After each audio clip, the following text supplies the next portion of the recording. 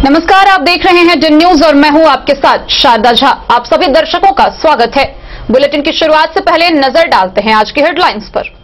मधुबनी जिले में दूसरे चरण के नामांकन की अंतिम तिथि 16 अक्टूबर तक 64 प्रत्याशियों ने किया नामांकन दाखिल। बिहार सरकार के पंचायती राज मंत्री कपिल देव कामत का कोरोना की चपेट में आने से हुआ निधन। राजकीय सम्मान के साथ किया गया अंतिम संस्कार। मधुबनी जिले के विभिन्न घरों व मंदिरों में विधि विधान के साथ शुरू हुई मां दुर्गा की आराधना। खजौली विधानसभा के जनाधिकार पार्टी के प्रस्तावित उम्मीदवार ब्रजकिशोर यादव ने देवधा गांव में चलाया जनसंपर्क अभियान। फुलपरास विधानसभा में दूसरे चरण के मतदान के लिए नामांकन के अंतिम दिन 7 प्रत्याशियों ने किया नामांकन दाखिल। राज्य सरकार के नल जल योजना को लेकर साहरघाट में कांग्रेस नेता कन्हैया झा ने किया प्रेस वार्ता। जयनगर के उसराही तिनमुहानी के समीप पुलिस ने 410 बोतल नेपाली शराब के साथ 5 तस्कर को किया गिरफ्तार। अंतर्राष्ट्रीय हाथ धुलाई दिवस के अवसर पर बिस्फी में 1 दिवसीय कार्यशाला सह सेमिनार का हुआ आयोजन। बिस्फी विधानसभा से महागठबंधन समर्थित राजद प्रत्याशी डॉक्टर फैयाज अहमद ने किया अपना नामांकन दाखिल। मधुबनी जिला कांग्रेस पार्टी के उपाध्यक्ष शब्बीर अहमद ने अपने पद से दिया इस्तीफा। हरलाखी विधानसभा से निर्दलीय लड़ेंगे चुनाव। बेनीपट्टी के करही गांव में शुरू हुए शारदीय नवरात्र को लेकर 555 कुंवारी कन्याओं के द्वारा निकाली गई कलश शोभा यात्रा। दरभंगा स्नातक निर्वाचन के निर्दलीय उम्मीदवार सर्वेश कुमार ने नुक्कड़ सभा का किया आयोजन। खजौली के दतवार गांव में गश्ती के दौरान पुलिस ने झोला में शराब बेचते हुए एक धंधेबाज को किया गिरफ्तार। शादी का झांसा देकर यौन शोषण करने के विरुद्ध खजौली की एक पीड़िता ने थाने में दर्ज कराई प्राथमिकी। साहरघाट की पुलिस ने चोरी की बाइक के साथ बसबरिया के गिरफ्तार आरोपी जितेंद्र ठाकुर को भेजा जेल। अखिल भारतीय सवर्ण मोर्चा मधुबनी के प्रदेश प्रवक्ता पद पर संजीव सिंह किए गए मनोनीत।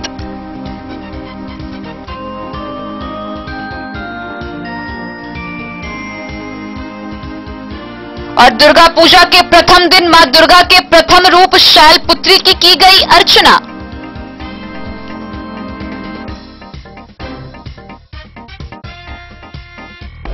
खबरें अब विस्तार से।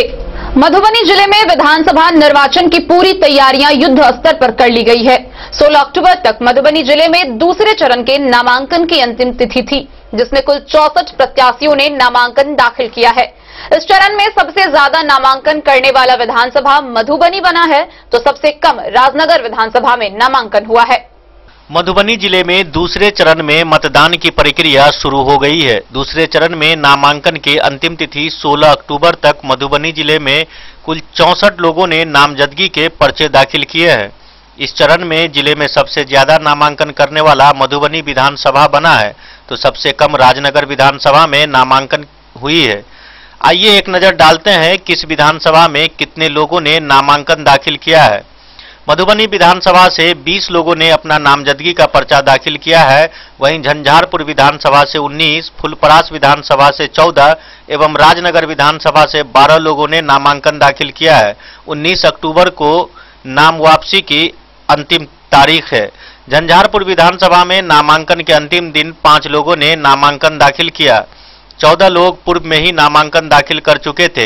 अंतिम दिन नामांकन दाखिल करने वालों में बहुजन मुक्ति पार्टी के Rajkumar Saday, Republican Party of India Athawale के नूतन देवी, निर्दलीय प्रत्याशी गंगा प्रसाद गंगोत्री, प्लूरल्स पार्टी से संजीव कुमार सुवन एवं सत्य बहुजन समाज पार्टी से रामाशंकर राउत ने अपना पर्चा दाखिल किया।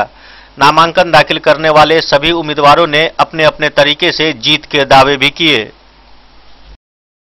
Bureau report Madhubani.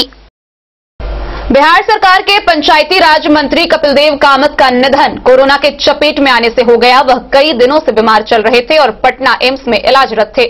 शुक्रवार की रात 9 बजे उनके पार्थिव शरीर को लदनिया स्थित पैतृक आवास पर प्रशासन के देखरेख में लाया गया, जिसके बाद राजकीय सम्मान के साथ उनका अंतिम संस्कार किया गया। बिहार सरकार के पंचायती राज मंत्री कपिल देव कामत का पार्थिव शरीर लदनिया स्थित उनके गांव मुतनाजे लाया गया।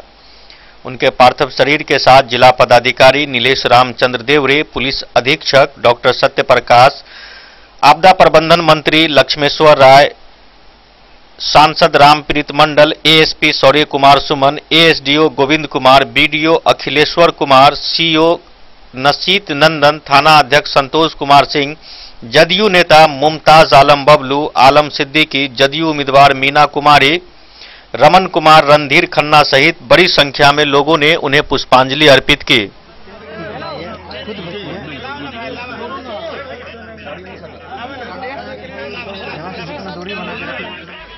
खुटौना से रमेश सिंह की रिपोर्ट। शनिवार से शारदीय नवरात्र प्रारंभ हो गया है। मधुबनी जिले के विभिन्न घरों व मंदिरों में बड़ी विधि विधान के साथ मां दुर्गा की आराधना कलश स्थापन के साथ शुरू हो गई। कई गांवों में कुंवारी कन्याओं के द्वारा कलश शोभा यात्रा निकाली गई। शनिवार से शुरू हुई यह पूजा अगले 10 दिनों तक विधि विधान से की जाएगी। मधुबनी जिले में धूमधाम से नवरात्रा की पूजा शुरू हो गई है। इस मौके पर जगह जगह पूजा पंडाल और मंदिरों में कलश स्थापना की गई है। पंडितों के वैदिक मंत्रोच्चार के बीच शहर से लेकर गांव तक पूजा पंडालों में कलश स्थापन किया गया है। सतघारा गांव में सैकड़ों की संख्या में कन्याओं ने कलश शोभा यात्रा निकालकर दुर्गा स्थान में इसे स्थापित करवाया। शहर के गंगा सागर पोखरा स्थित दुर्गा स्थान में भी भव्य तरीके से कलश की स्थापना की गई है। वहीं कोतवाली चौक और भहुआरा दुर्गा मंदिर में भी कलश की स्थापना की गई है। कलश स्थापन के बाद पहले दिन मां शैलपुत्री की भक्तों ने पूजा अर्चना की। वहीं शहर से सटे सौराठ गांव में भव्य पंडाल बनाकर मां दुर्गा की प्रतिमा स्थापित की गई है। सुबह में पूजा पंडाल में वैदिक मंत्रोच्चार के बीच कलश स्थापना की गई। रहिका प्रखंड क्षेत्र के जितवारपुर गांव में भी भव्य दुर्गा पूजा का आयोजन किया गया है। वहां भी ग्रामीणों के द्वारा पूजा पंडाल में कलश स्थापना की गई है।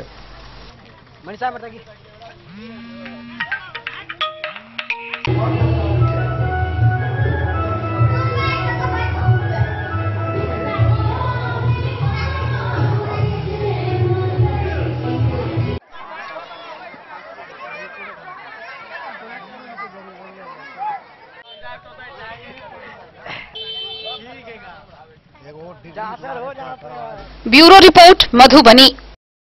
खजौली विधानसभा में होने वाले चुनाव को लेकर उम्मीदवारों ने जनसंपर्क अभियान तेज कर दिया है।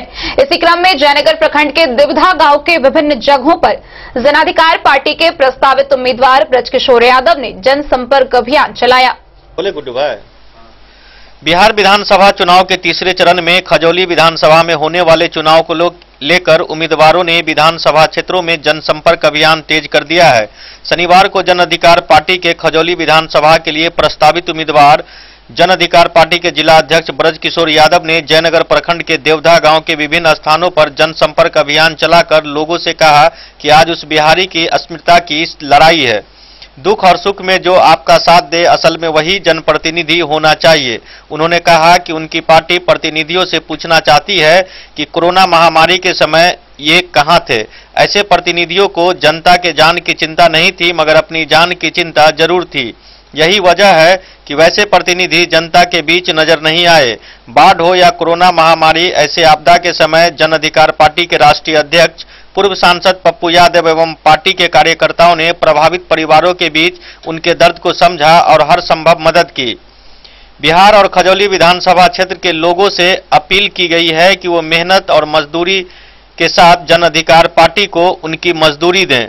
इस मौके पर सरपंच मोहम्मद शफीउर रहमान उर्फ मस्तान, अवधेश यादव, मोहम्मद मुबारक, मोहम्मद सरफराज आलम, मुनिंद्र पासवान, उमा यादव, मोहम्मद फिरोज, जाहिद मंसूरी, जावेद अख्तर, मोहम्मद शकील, कलाम, मुर्तुजा अंसारी एवं मजहर कमाल समेत अन्य कई लोग मौजूद थे। इसी तरह देवधा के इस किसी चौराहे पर आप मीडिया के बंधु हैं, आप चौथा स्तंभ है। एक रोज कहीं पर चैनल से डिबेट कराइए, हमें भी मंगाइए, इन दोनों को मंगाइए और जो भी उम्मीदवार है उनको मनाइए। उनको कहिए कि बाढ़ के समय में आप कहां थे, जब कोरोना काल चल रहा था आप कहां थे, जब दिल्ली में आम आवाम को भगाया जाता था, वहां यह नहीं देखा जा रहा था कि यह कौन जाति और कौन वर्ग का है। आज जो राजनीति कुछ लोग करते हैं हिंदू और मुसलमान के नाम पर, पूछिए जब दिल्ली से भगाया जा रहा था तो हिंदू को भी भगाया जा रहा था, मुसलमान को भी भगाया जा रहा था। सिर्फ यह कहा जा रहा था कि बिहारी है, इसको भगाओ। आज उस बिहारी की अश्लीलता की लड़ाई, उसकी लड़ाई किसने लड़ा? जन अधिकार पार्टी के राष्ट्रीय अध्यक्ष ने आम आवाम की आवाज उठाने का काम किया और दिल्ली से लेकर कर्नाटक से लेकर बंबई से लेकर गुजरात तक तमाम जगह लड़ा। और मैं आपको बता दूं, मेरा राष्ट्रीय अध्यक्ष बाढ़ के समय में भी यहां उपस्थित रहा। खैरामाट हो, हनुमान नगर हो, टेरहा हो, परबा हो, इन तमाम जगह हमारे राष्ट्रीय अध्यक्ष जी ने, हमारे तमाम कार्यकर्ता यहां मौजूद हैं, मुनिंदर जी मौजूद हैं, अवधेश जी मौजूद हैं, जो उस समय में भोजन बनाने का काम कर रहे थे। मुझे याद है कि आप ही का चैनल पटना से आया हुआ था, आज भी वीडियो क्लिप है। और जो चैनल उतना दूर से चल के आया था आम आवाम की आवाज को दिखाने के लिए, आपसे मैं आग्रह करना चाहता हूं कि आप शहर जमीन को भी दिखाइए।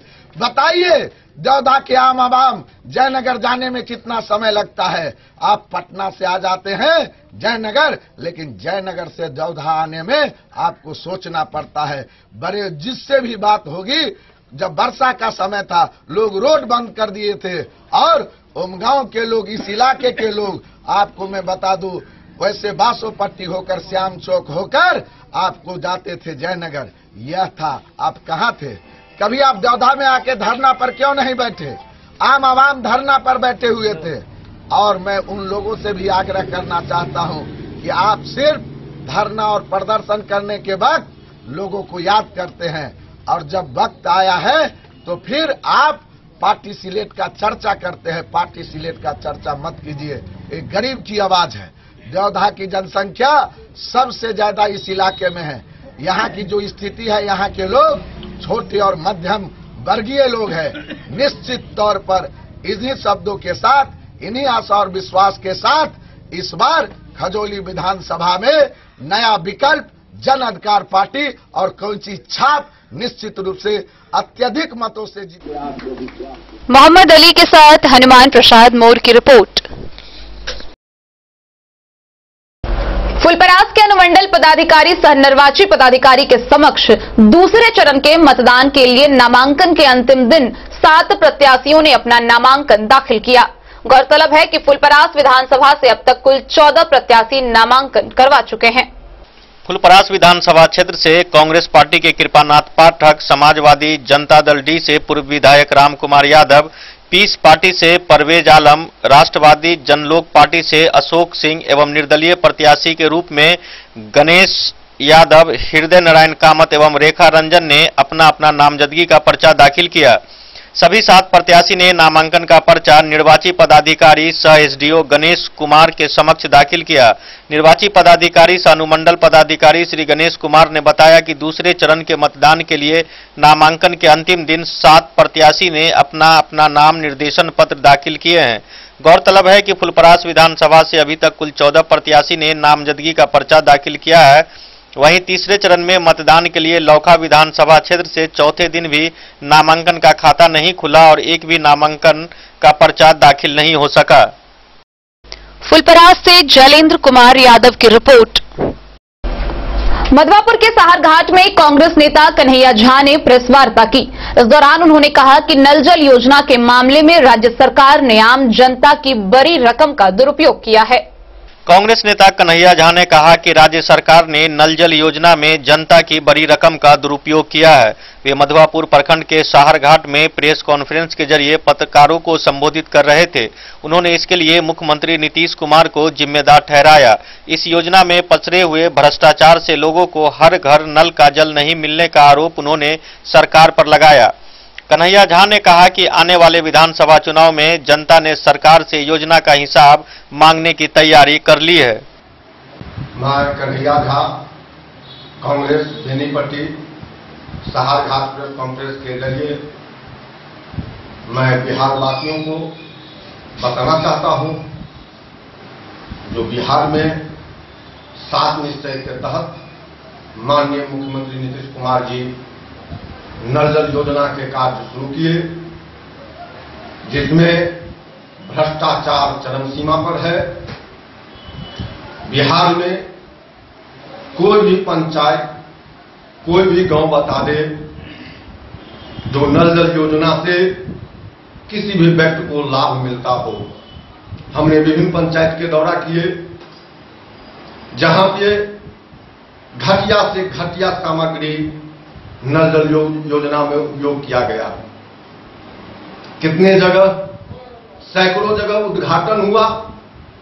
प्रखंड विकास पदाधिकारी, माननीय मुख्यमंत्री जी, उसके बावजूद भी, उद्घाटन के बावजूद भी एक बूंद पानी नल में नहीं आया। मैं इनकी आवाज प्रेस विज्ञप्ति से भी अनुमंडल पदाधिकारी को भी लिख के दिए, लेकिन कहीं इसका न्याय नहीं मिला। माननीय मुख्यमंत्री नीतीश कुमार जी इस भ्रष्टाचार में संलिप्त है। उनके कहने पे ही बिहार में नल जल योजना में भ्रष्टाचार चरम सीमा पर चल रहा है। मैं नीतीश कुमार जी को बताना चाहता हूं, आने वाला समय बहुत नजदीक आ गया है। आपने जिस तरह से बिहार की जनता को अरबों के अरब रुपया बर्बाद किए हैं और किसी काम का ये नल जल योजना नहीं रहा। नल जल योजना तो दूर की बात, इसके चलते पूरा सड़क रोड तोड़ दिया गया, जिससे आम जनता में भारी परेशानी होता है। इसका आम जनता माननीय मुख्यमंत्री नीतीश कुमार को चुनाव में जवाब देंगे। मधवापुर से शत्रुमर्दन कुमार की रिपोर्ट। जो नल जल योजना, खबरों का सिलसिला जारी रहेगा। वक्त हो चला एक छोटे से ब्रेक का। मिलते हैं इस ब्रेक के बाद। आप बने रहिए हमारे साथ। होटल गोकुल राज।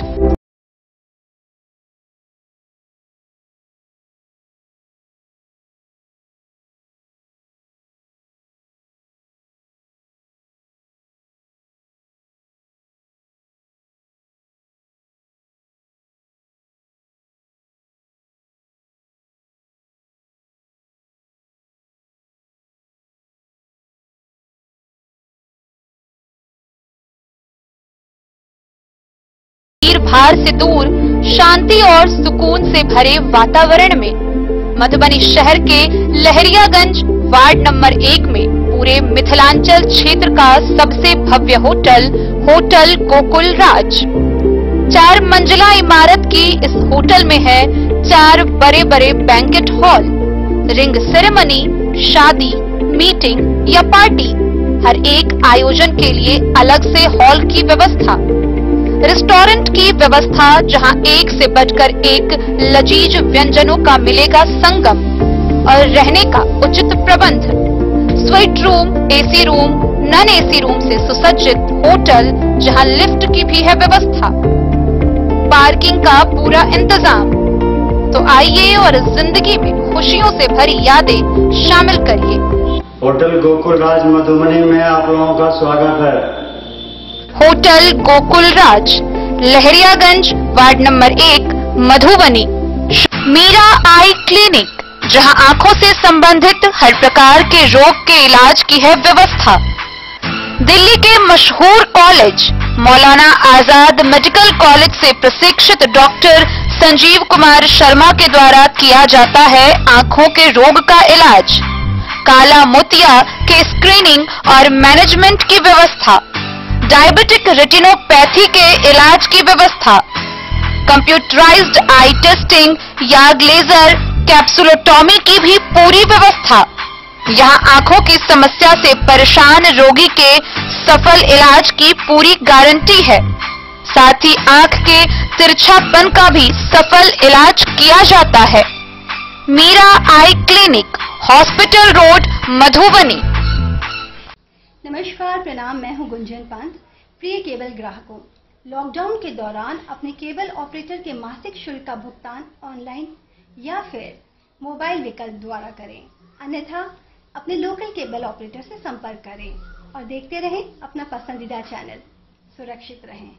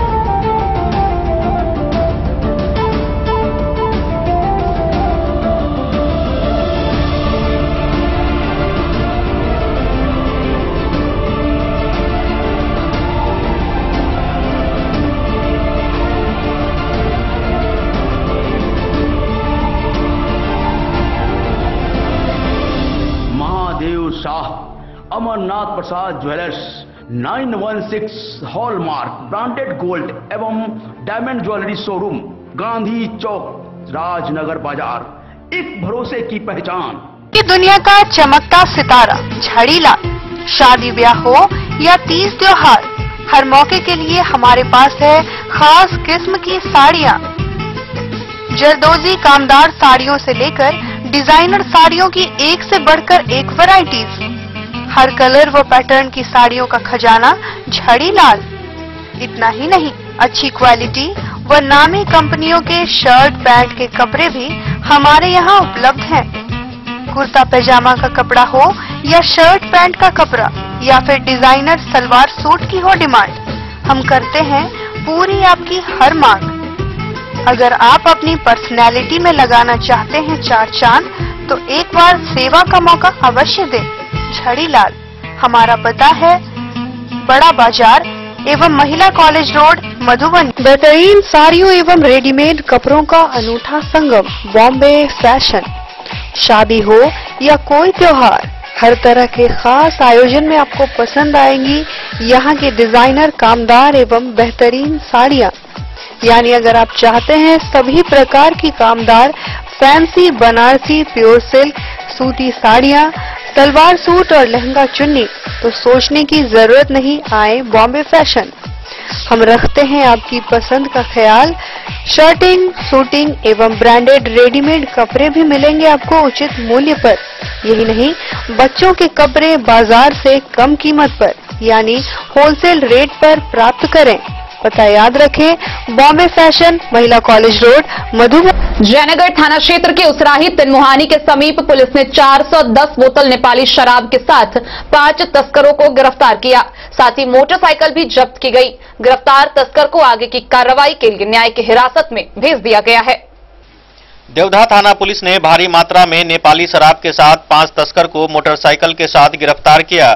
थाना अध्यक्ष रमेश कुमार शर्मा ने बताया, शुक्रवार की देर शाम थाना क्षेत्र के उसराही तिनमुहानी के समीप शराब तस्कर शराब लदे मोटरसाइकिल से नेपाल के रास्ते भारतीय सीमा में प्रवेश करने के क्रम में पुलिस ने 4 मोटरसाइकिल को जब्त कर शराब के साथ तस्कर को गिरफ्तार किया। गिरफ्तार शराब तस्कर जयनगर थाना क्षेत्र के कमलावाड़ी गोठ गांव निवासी उज्जवल कुमार यादव, सतीश कुमार यादव, देवधा थाना क्षेत्र के अकौन्हा गांव निवासी अविनाश कुमार यादव, शिवनंदन मुखिया, बासोपट्टी थाना क्षेत्र के पंचरत्न गांव निवासी गणेश यादव शामिल है। जब्त 4 मोटरसाइकिल पर 300 ml के 410 बोतल नेपाली देसी शराब बरामद किया गया है। गिरफ्तार व्यक्ति को न्यायिक हिरासत में मधुबनी भेज दिया गया।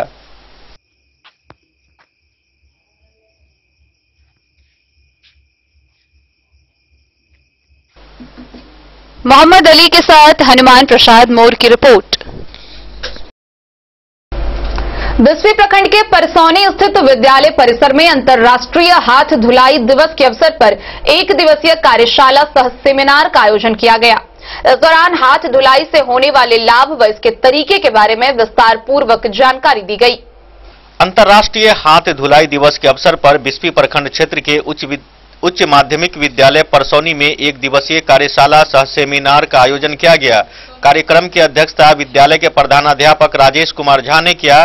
कार्यशाला में हाथ धुलाई से होने वाले लाभ एवं इसके तरीके के बारे में विस्तार पूर्वक जानकारी दी गई।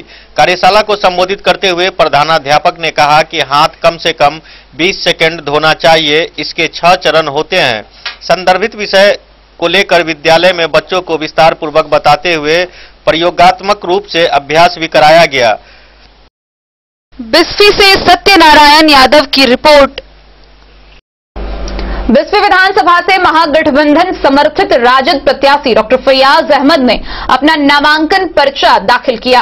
नामांकन के बाद डॉक्टर फैयाज अहमद ने बताया कि 10 वर्ष के कार्यकाल में उन्होंने बिस्फी विधानसभा में लगातार विकास के कार्य किए और उसी विकास को तेज रफ्तार देने के लिए पुनः बिस्फी के जनता के बीच आए हैं।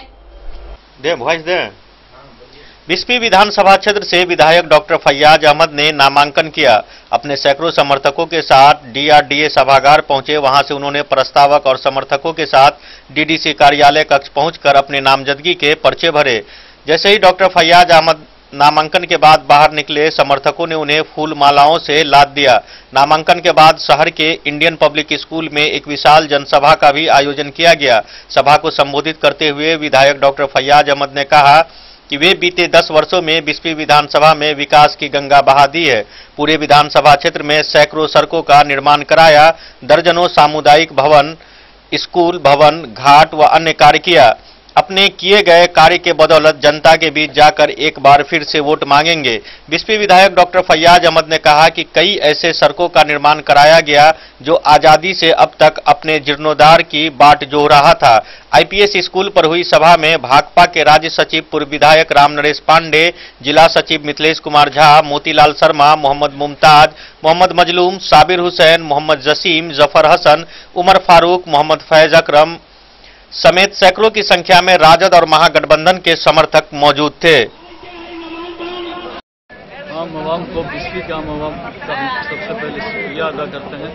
उन्हीं के इत्मीनान की वजह से पार्टी ने भी हम पर इत्मीनान किया, हमको उम्मीदवार बनाया और हम फिर अगर ऊपर वाले की मेहरबानी हुई और हम कामयाब हुए तो हम पहले से भी अच्छी सेवा अपनी जनता की साफ शफाफ रखें।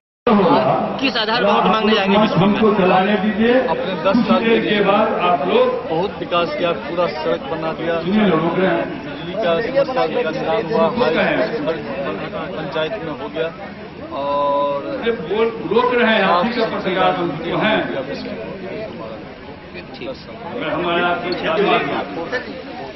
सभी पत्ता बंद हो जा रहा है।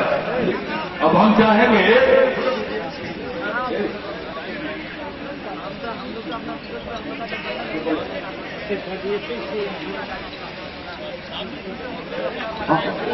मधुबनी से फिरोज आलम की रिपोर्ट।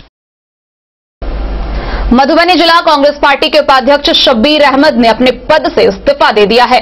शब्बीर अहमद हरलाखी विधानसभा से 2 बार कांग्रेस की टिकट पर चुनाव लड़ चुके हैं, लेकिन इस बार महागठबंधन के सीट बंटवारे में हरलाखी विधानसभा सीपीआई के खाते में जाने से महागठबंधन के घटक दलों में अंदरूनी नाराजगी है। अपने पद से इस्तीफा देने के बाद शब्बीर अहमद ने निर्दलीय चुनाव लड़ने की बात कही है। कांग्रेस पार्टी के जिला उपाध्यक्ष पद से इस्तीफा देकर मोहम्मद शब्बीर ने विधानसभा चुनाव लड़ने की घोषणा की है। यह जानकारी उन्होंने बसवड़िया में एक कार्यक्रम को संबोधित करते हुए कहा। उन्होंने कहा कि कार्यकर्ताओं की राय के अनुसार महागठबंधन के अधिकारियों ने उपयुक्त उम्मीदवार का चयन नहीं किया, इसलिए आम आवाम की राय पर उन्होंने हरलाखी विधानसभा क्षेत्र से चुनाव लड़ने का फैसला किया है। उनके साथ मौजूद शिवचंद्र मिश्र, मदन चंद्र झा, राम उदार यादव, सुरेंद्र महतो, सुधीर गुप्ता सहित कई लोग थे। मेन मुद्दा है कि महागठबंधन ने जिस कैंडिडेट को यहाँ लड़ाने का टिकट दिए हैं वो सीधा सीधा एनडीए को जिताने का साजिश था और इसीलिए मैं शब्बीर भाई के साथ हूँ। कि पहले हमको जानकारी हुआ कि अलायंस में हो रहा है वामपंथी के साथ, तो पूरे बिहार में जब जैसे ही सचिव बने प्रदेश स्तर के हमारे यहाँ गठबंधन के जो कैंडिडेट बने हैं माननीय राम नरेश पांडे जी, हमने कहा कि अगर राम नरेश पांडे जी अगर अलायंस में गए और सचिव के पद पर आ गए हैं, पूरे बिहार में अगर कोई सीट मांगेंगे तो उनकी सीट हरलाखी पर नजर होगी। और हमारे साथ जब चौथा चुनाव लड़े हैं, अंतिम चुनाव, तो शब्बीर को 46,700 कुछ वोट आया और राम नरेश पांडे जी को 18,000-19,000 वोट आया। अब इस बात के लिए हमने सोचा नहीं, जमीन पे हमको चाहत है, हमको चुनाव लड़ना नहीं चाहते थे, हम मायूस होकर ये हम अपने साथी कुछ। जी नाम बताइएगा अपना। मेरा नाम मदन चंद्र झा हुआ और बूटन झा लोग बोलते हैं। मदन जी, आप हरलाखी प्रखंड में करुणा पंचायत के पूर्व मुखिया भी रह चुके हैं। बताएं, अभी आप शब्बीर जी के घोषणा के साथ आप उनके साथ शामिल हैं, वो कांग्रेस छोड़कर चुनावी मैदान में हैं। आप पूर्व मुखिया होने के साथ साथ कभी सीपीआई के सिपाही भी हुआ करते थे। मैं देख रहा हूँ आप अभी भी आपके चेहरे पर लाल गमछे झलक रही है। तो क्या आप महागठबंधन से अलग होकर आप शब्बीर जी के साथ हैं, किस मुद्दे पर? हम लोग स्थानीय मुद्दे पर साथ हैं और अभी जो गठबंधन का उम्मीदवार जो तय हुए इनको बिल्कुल लोग पसंद नहीं किए, पहले ही नकार चुके हैं और ये 2 बार अपना जमानत गवा चुके हैं, पिछले विधानसभा में, चुनाव में भी और उपचुनाव में भी। दोनों चुनाव में अपना जमानत गंवा चुके हैं। और उससे पहले जब हम सीपीआई में थे तो उनको सारी बात हम बता चुके थे कि आप तीसरे चौथे नंबर पर लड़िएगा तो जाइएगा, पार्टी का संगठन आप कमजोर कर रहे हैं, आपके नाम पर कमजोर हो रहा है, आप चुनाव मत लड़िए, आप चेहरा बदलिए, आप कैंडिडेट बदलिए, आप जिसको बनाइए सीपीआई से, वो लोग जाएंगे तो उनके चेहरा पर, उनके नाम पर संगठन मजबूत होगा। और आप अपने और किसी अपने पुत्र को लड़ाते हैं तो बिल्कुल संगठन कमजोर होगा। आप तीसरे चौथे नंबर पर जाइएगा, आपका जमानत जब्त होगा। ये चुनाव से लड़ने से पहले 15 में ही कहते हैं, और आपका जमानत जब्त होगा, आप तीसरे चौथे नंबर पर चले जाएंगे। पार्टी को रखने के लिए कुछ नहीं होगा, कार्यकर्ता लोग भाग रहे हैं, भाग जाएंगे। आपका मानना है कि कार्यकर्ताओं की सहमति से महागठबंधन ने यहाँ उम्मीदवार तय नहीं किया? मधवापुर से शत्रुमर्दन कुमार की रिपोर्ट। हाँ साहब, इस मुद्दे पर हम लोग सभी साथ हैं। बेनीपट्टी प्रखंड क्षेत्र के करही गांव में 10 दिवसीय दुर्गा पूजा को लेकर 555 कुंवारी कन्याओं के द्वारा कलश शोभा यात्रा निकाली गई। गौरतलब है कि वर्ष 1922 से करही गांव में दुर्गा पूजा का भव्य आयोजन होता आ रहा है। बेनीपट्टी प्रखंड क्षेत्र के करही गांव में 10 दिवसीय दुर्गा पूजा को लेकर शनिवार की सुबह दुर्गा पूजा समिति के तत्वाधान में पूजा समिति के अध्यक्ष अखिलेश कुमार सिंह के नेतृत्व में धूमधाम से 555 कुमारी कन्याओं के द्वारा भव्य कलश शोभा यात्रा निकाला गया, जो करही स्थित सरोवर से पवित्र जल भरकर कई गांवों का परिक्रमा करते हुए पूजा स्थल पहुंचा, जहां पंडितों ने वेद मंत्रोच्चारण कर कलश को निष्ठापूर्वक स्थापित करवाया। वहीं कलश यात्री राजलक्ष्मी कुमारी, प्राची कुमारी, काजल कुमारी, राखी कुमारी व सोनी कुमारी ने बताया कि इस तरह के कलश यात्रा में भाग लेने से हर मनोकामनाएं पूरी होती है और मां दुर्गा खुश होकर जीवन में सुख शांति व समृद्धि प्रदान करती है। वहीं पूजा स्थल पर उक्त अवधि में भव्य मेला, झूला, भजन, संकीर्तन, प्रवचन एवं अन्य प्रकार के सांस्कृतिक कार्यक्रम भी आयोजित किए जाने की जानकारी आयोजन समिति के सदस्यों ने दी। सदस्यों ने यह भी कहा कि यहां वर्ष 1922 से समस्त ग्रामीणों के सहयोग से हर साल मां दुर्गा की पूजा की जाती है। गौरतलब है कि कलश शोभा यात्रा के दौरान सभी कन्याओं को फलाहार सेवन भी कराया गया व कन्याओं को माता का चुंदरी प्रदान किया गया। यह पूजनोत्सव कार्यक्रम 8 अक्टूबर तक चलने की बात बताई गई है। वहीं दूसरी तरफ मां दुर्गा के जयकारों व बज रहे भक्तिमय गीतों से पूरा बेनीपट्टी प्रखंड क्षेत्र में भक्तिमय माहौल हो गया।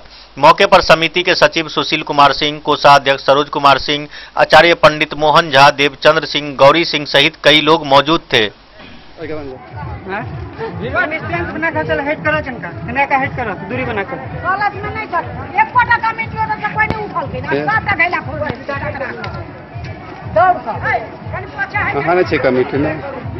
और जब फटका बर मड़ी मोबाइल देता है कि दीदी से तकनी तकनी तकनी के तक दोला आहा तो भेट जाए, आहा बुदा तो भेट जाए, ये तो हमरे सन के आदमी रहा सकता है कि दोला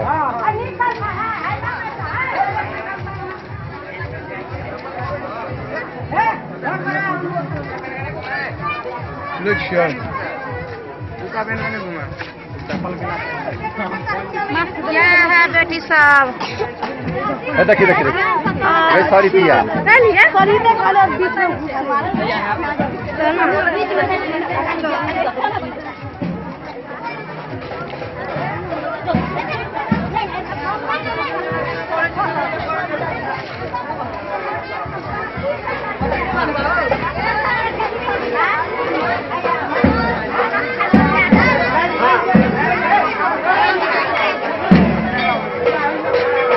बेनीपट्टी से विनोद कुमार की रिपोर्ट। खबरों का सिलसिला जारी रहेगा। वक्त हो चला एक छोटे से ब्रेक का, मिलते हैं इस ब्रेक के बाद। आप बने रहिए हमारे साथ। ज्वेलरी हाउस स्वर्णश्री, सोने की शुद्धता मापने वाला यंत्र कैरेटोमीटर यहाँ उपलब्ध है, क्योंकि सोने की शुद्धता और आपके विश्वास के साथ कोई समझौता नहीं। रत्न, सोना व चांदी के हर तरह के आभूषणों के लिए एक बार अवश्य आएं। लाइट वेट व बेहतरीन कारीगरी वाले गहनों का अनूठा संगम। आपका भरोसा ही है हमारी पूंजी। बिना किसी मिलावट व पूरी शुद्धता के साथ हॉलमार्क गहने आपको देना हमारा परम कर्तव्य। तो देर किस बात की, अपने मनपसंद गहनों की खरीदारी के लिए आज ही आए। पता याद रखें, jewellery house Swarnashree, Bada Bazar, Madhubani. Shakuntala sales DG world. Shakuntala sales DG world, यहाँ आपको मिलेगा हर तरह का इलेक्ट्रॉनिक होम अप्लायंसेज, जी हाँ, घर के जरूरत और ऐशो आराम के सभी इलेक्ट्रॉनिक उपकरण यहाँ उपलब्ध हैं। उचित मूल्य के साथ विभिन्न कंपनियों के सामानों के लिए डीजी वर्ल्ड देता है आपको विश्वसनीयता की पूरी guarantee. Whirlpool, Godrej, LG, Samsung, Sansui, Videocon सहित कई और कंपनियों के सामान उचित मूल्य पर प्राप्त करें। इतना ही नहीं, AC, LED, cooler, refrigerator, washing machine, Triveni अलमीरा, चिमनी, लैपटॉप और मोबाइल के लिए आपको कहीं और जाने की जरूरत नहीं। तो आइए शकुंतला सेल्स डीजी वर्ल्ड और अपने मनपसंद सामानों की खरीदारी कर अपने घर ले आइए। पता याद रखें, Shakuntala sales, DG world, head post office road, Madhubani. यहाँ सभी इलेक्ट्रॉनिक अप्लायंसेज में 0% के इंटरेस्ट पर बजाज फाइनेंस के द्वारा ईएमआई पर खरीदारी की सुविधा उपलब्ध है।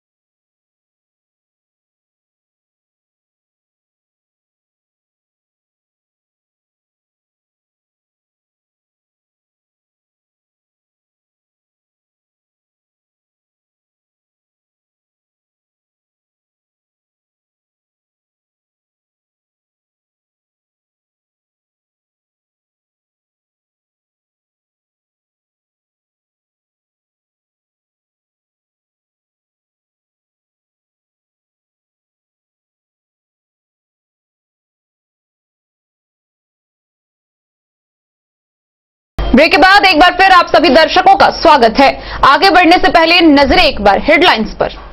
मधुबनी जिले में दूसरे चरण के नामांकन की अंतिम तिथि 16 अक्टूबर तक 64 प्रत्याशियों ने किया नामांकन दाखिल।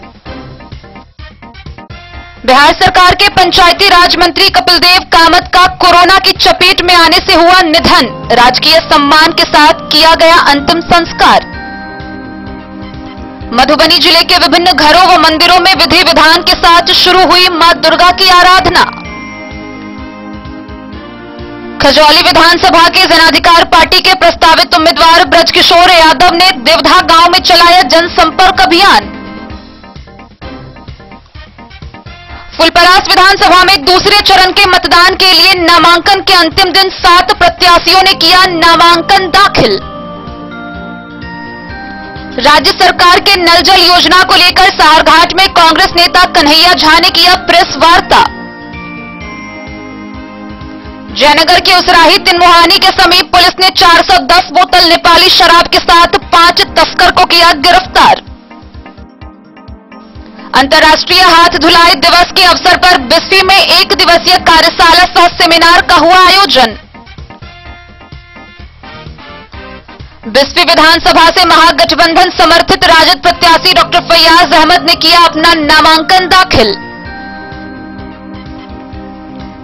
मधुबनी जिला कांग्रेस पार्टी के उपाध्यक्ष शब्बीर अहमद ने अपने पद से दिया इस्तीफा। हरलाखी विधानसभा से निर्दलीय लड़ेंगे चुनाव। बेनीपट्टी के करही गांव में शुरू हुए शारदीय नवरात्र को लेकर 555 कुंवारी कन्याओं के द्वारा निकाली गई कलश शोभा यात्रा। दरभंगा स्नातक निर्वाचन के निर्दलीय उम्मीदवार सर्वेश कुमार ने नुक्कड़ सभा का किया आयोजन। खजौली के दतुआर गांव में गश्ती के दौरान पुलिस ने झोला में शराब बेचते हुए एक धंधेबाज को किया गिरफ्तार। शादी का झांसा देकर यौन शोषण करने के विरुद्ध खजौली की एक पीड़िता ने थाने में दर्ज कराई प्राथमिकी। सहारघाट की पुलिस ने चोरी की बाइक के साथ बसबरिया के गिरफ्तार आरोपी जितेंद्र ठाकुर को भेजा जेल। अखिल भारतीय सवर्ण मोर्चा मधुबनी के प्रदेश प्रवक्ता पद पर संजीव सिंह किए गए मनोनीत।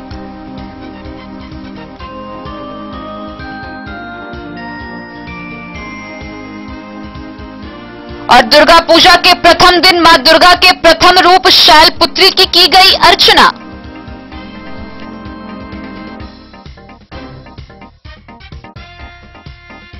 खजौली स्थित ब्रह्मदेव चंद्रकला महाविद्यालय परिसर में दरभंगा स्नातक निर्वाचन के निर्दलीय उम्मीदवार सर्वेश कुमार ने एक नुक्कड़ सभा का आयोजन किया, जिसका नेतृत्व एबीवीपी के नेता कुंदन कुमार ने किया।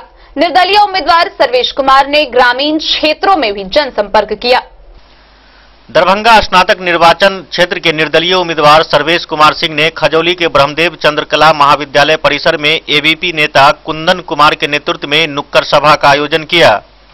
निर्दलीय उम्मीदवार ने कहा कि वे मिथिलांचल के सर्वांगीण विकास करने का वादा करते हैं। शैक्षणिक व्यवस्था, रोजगार, किसानों की दयनीय स्थिति को सुधारने के लिए वे पहल करेंगे। मौके पर एबीवीपी के नेता कुंदन कुमार सिंह, भाजपा नेता शंभुनाथ ठाकुर, अर्जुन सिंह, सत्यवंत सिंह, छोटे सिंह, भाजपा के पश्चिमी मंडल अध्यक्ष अनिल सेन सहित कई लोग मौजूद थे। सभी स्नातक मतदाता एकजुट हों, परिवर्तन करें, मिथिला की प्राचीन संस्कृति को, धर्म को, शिक्षा को इसके पुराने गौरव के अनुरूप प्रतिस्थापित करें। सभी लोगों से हाथ जोड़कर अनुरोध, विनती, एक मौका दें, चीजों में बदलाव निश्चित रूप से होगा। आज आप लोग का कहाँ कार्यक्रम है इस पति के लिए? सुबह हम लोग पंडौल गए थे, फिर खजौली आए हैं, फिर बासोपट्टी का कार्यक्रम है, फिर हरलाखी, फिर बेनीपट्टी, मधुबनी जिला में ब्लॉक में जा चुके हैं। क्योंकि 1.5 वर्ष से ये चुनाव का काम चल रहा है, लगभग सभी ब्लॉक में हम लोग जा चुके हैं। लगभग क्या, निश्चित रूप से हर ब्लॉक में जा चुके हैं। आपका नाम सर? सर्वेश कुमार, स्नातक, दरभंगा का प्रत्याशी। खजौली से सुधांशु ठाकुर की रिपोर्ट। खजौली प्रखंड के दतवार गांव में पुलिस ने गश्ती के दौरान झोला में शराब लेकर बेचते हुए एक धंधेबाज को गिरफ्तार किया, जिसके पास से 6 बोतल नेपाली शराब बरामद किया गया। गिरफ्तार धंधेबाज को आगे की कार्रवाई के लिए न्यायिक हिरासत में भेज दिया गया है। खजौली थाना क्षेत्र के दतवार गांव निवासी शिवजी महतो को खजौली पुलिस ने शुक्रवार की संध्या गश्ती के दौरान शराब बेचने के आरोप में गिरफ्तार कर लिया। गिरफ्तार शराब धंधेबाज को शनिवार को न्यायिक हिरासत में भेज दिया गया। थाना अध्यक्ष उमेश पासवान ने बताया कि दतवार गांव में झोले में शराब लेकर घूमकर बेच रहा था, जिसकी गुप्त सूचना पुलिस को मिली। उसके पास से 6 बोतल नेपाली देसी शराब के साथ प्रशिक्षु दरोगा राम कुमार एवं एएसआई राजीव कुमार सिंह ने उसे गिरफ्तार किया।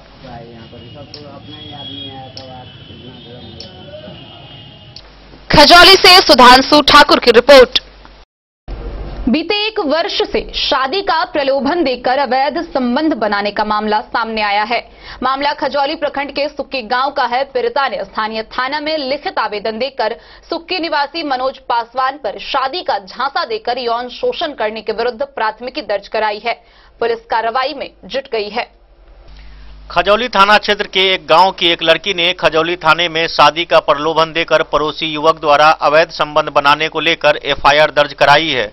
दर्ज एफआईआर के अनुसार पड़ोसी युवक सुक्की गांव निवासी मनोज कुमार पासवान है, जो वर्ष 2019 से शादी का झांसा देकर अवैध संबंध बना रहा था। जब वह शादी करने के लिए दबाव बनाई तो उसके साथ दुर्व्यवहार किया। उसने लिखा है कि शादी करने की बात वह 4 दिन पूर्व से अपने घर पर बुलाया, पूरी रात अपने घर में रखा, सुबह घर में बंद कर भगाने का प्रयास किया तो वह उसके बाइक की चाबी छीन ली। वह मारपीट करते हुए जबरन उसे घर में बंद कर फरार हो गया। खजौली से सुधांशु ठाकुर की रिपोर्ट। साहरघाट थाना की पुलिस ने चोरी के बाइक के साथ बसबरिया के गिरफ्तार आरोपी जितेंद्र ठाकुर को न्यायिक हिरासत में मधुबनी भेज दिया। थानाध्यक्ष सुरेंद्र पासवान ने बताया कि गिरफ्तार आरोपी पर कई थाना में मामला दर्ज है। साहरघाट पुलिस ने चोरी की बाइक के साथ बसवरिया के गिरफ्तार आरोपी जितेंद्र ठाकुर को न्यायिक हिरासत में मधुबनी भेज दिया। थाना अध्यक्ष सुरेंद्र पासवान ने बताया कि उसके खिलाफ अन्य थाने में बाइक चोरी की एफआईआर दर्ज है। उन्होंने आपराधिक गतिविधियों में संलिप्त रखने वाले तमाम लोगों को चेतावनी के लहजे में सुधरने की हिदायत दी। वाहन चोरी, तस्करी या अन्य कोई भी गैर कानूनी कार्य करने वाले को सतर्क करते हुए थाना अध्यक्ष ने कहा कि पकड़े जाने पर संबंधित लोग बख्शे नहीं जाएंगे। इसलिए अगर कानूनी पेंच से बचना चाहते हैं तो ऐसे लोग सावधान होकर घर में बैठें। मधवापुर से शत्रुमर्दन कुमार की रिपोर्ट। मधुबनी शहर स्थित भूप नारायण सिंह कॉलोनी में मनीष सिंह के आवास पर अखिल भारतीय सवर्ण मोर्चा के द्वारा कार्यक्रम आयोजित की गई। इस दौरान बिहार सवर्ण मोर्चा के प्रदेश उपाध्यक्ष सह जिला प्रभारी अमरेश श्रीवास्तव के द्वारा संजीव सिंह को बतौर प्रदेश प्रवक्ता मनोनीत किया गया। संजीव सिंह को प्रदेश प्रवक्ता नियुक्त किए जाने पर अन्य कार्यकर्ताओं ने उन्हें शुभकामनाएं दी। अखिल भारतीय सवर्ण मोर्चा मधुबनी की बैठक नरेश श्रीवास्तव की अध्यक्षता में मधुबनी नगर के भूप नारायण सिंह कॉलोनी स्थित मनीष सिंह के आवास पर कार्यक्रम का आयोजन कर किया गया, जिसमें संजीव सिंह को सवर्ण मोर्चा का प्रदेश प्रवक्ता नियुक्त किए जाने पर खुशी जाहिर की गई। बिहार सवर्ण मोर्चा के प्रदेश उपाध्यक्ष सह मधुबनी जिला प्रभारी प्रोफेसर अमरेश श्रीवास्तव ने संजीव सिंह को मोर्चा द्वारा प्रदेश प्रवक्ता का नियुक्ति पत्र सौंपा। इस मौके पर उन्होंने कहा कि सवर्ण कोई 4 जातियों मात्र का समूह नहीं, वरन सवर्ण का अर्थ है सभी वर्णों के लिए जनहित का कार्य करना। और मधुबनी में यह दृश्य आम है कि सवर्णों का कार्यक्रम होता है तो कार्यक्रम की सफलता के लिए विभिन्न वर्णों के लोग भी सक्रिय होते हैं। उन्होंने कहा कि उन्हें पूरा विश्वास है कि प्रदेश प्रवक्ता की भूमिका में संजीव सिंह की महती भूमिका रहेगी। उनके नेतृत्व में सवर्ण समाज सबल होगा। वहीं अपने प्रदेश प्रवक्ता के रूप में संजीव सिंह ने कहा कि मधुबनी में बेरोजगारी, सुरक्षा, सड़क, नाले की समस्या के साथ साथ लॉ एंड ऑर्डर की समस्या बढ़ती जा रही है। वह इन सभी समस्याओं के निदान करने में अपनी भूमिका निभाएंगे। प्रदेश प्रवक्ता संजीव कुमार सिंह जी को नियुक्त किया जाता है और इसके साथ ही यह उम्मीद की जाती है कि ये तो सभी वर्णों में बहुत ज्यादा लोकप्रिय हैं और इसी तरह ये जनता के लिए भलाई का कार्य करते रहेंगे। सवर्ण का अर्थ है सभी वर्णों का भलाई के लिए सोचने वाला सवर्ण मोर्चा, जिसके राष्ट्रीय अध्यक्ष का भी नाम संजोग से संजीव कुमार सिंह जी ही है।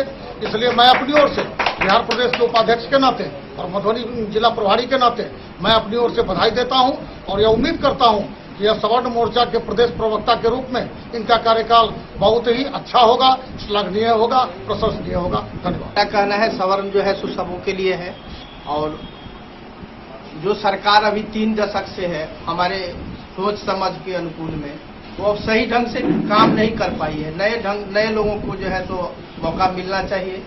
हमारे यहाँ बिहार के नाम पे बिहारी लोग जाता है बाहर तो कहता है बिहारी है।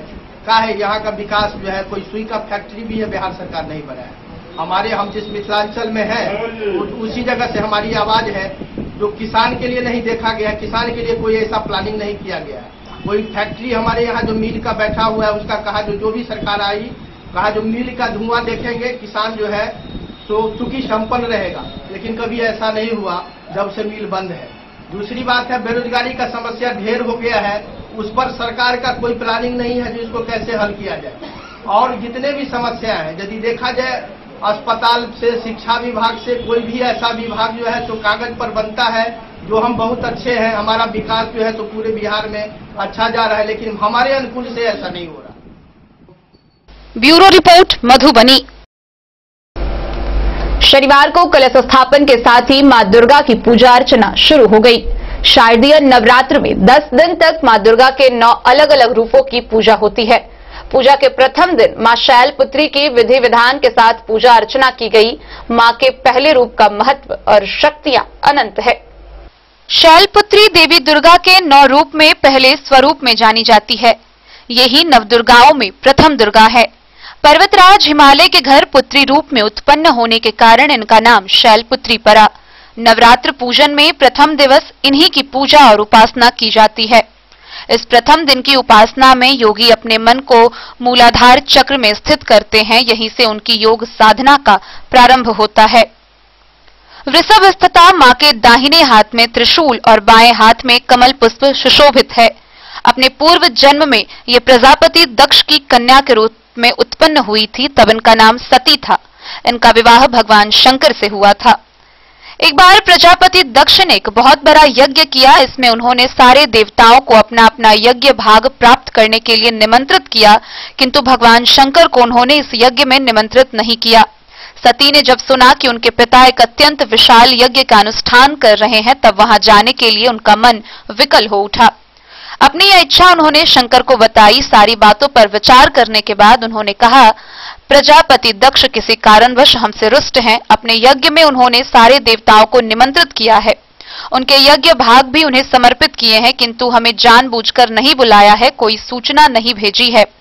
ऐसी स्थिति में वहां जाना किसी भी प्रकार का श्रेयस्कर नहीं होगा। भगवान शंकर के इस उपदेश से सती को प्रबोध नहीं हुआ। पिता का यज्ञ देखने वहां जाकर माता और बहनों से मिलने की उनकी व्यग्रता किसी प्रकार भी कम न हो सकी। उनका प्रबल आग्रह देखकर भगवान शंकर ने उन्हें वहां जाने की अनुमति दे दी। सती ने पिता के घर पहुंचकर देखा कि कोई भी उनसे आदर और प्रेम के साथ बातचीत नहीं कर रहा है। सारे लोग मुंह फेरे हुए हैं। केवल उनकी माता ने स्नेह से उन्हें गले लगाया। बहनों की बातों में व्यंग और उपहास के भाव भरे थे। परिजनों के इस व्यवहार से उनके मन को बहुत क्लेश पहुंचा। उन्होंने यह भी देखा कि वहां चतुर्दिक भगवान शंकर के प्रति तिरस्कार का भाव भरा हुआ है। दक्ष ने उनके प्रति अपमानजनक वचन भी कहे। यह सब देखकर सती का हृदय क्षोभ, ग्लानि और क्रोध से संतप्त हो उठा। उन्होंने सोचा, भगवान शंकर की बात न मान यहाँ आकर उन्होंने बहुत बड़ी गलती की है। वे अपने पति भगवान शंकर के इस अपमान को सह न सकी। उन्होंने अपने उस रूप को तत्क्षण वहीं योगाग्नि द्वारा जलाकर भस्म कर दिया। वज्रपात के समान इस दारुण दुखद घटना को सुनकर भगवान शंकर ने क्रुद्ध हो अपने गणों को भेजकर दक्ष के उस यज्ञ का पूर्णतः विध्वंस करा दिया।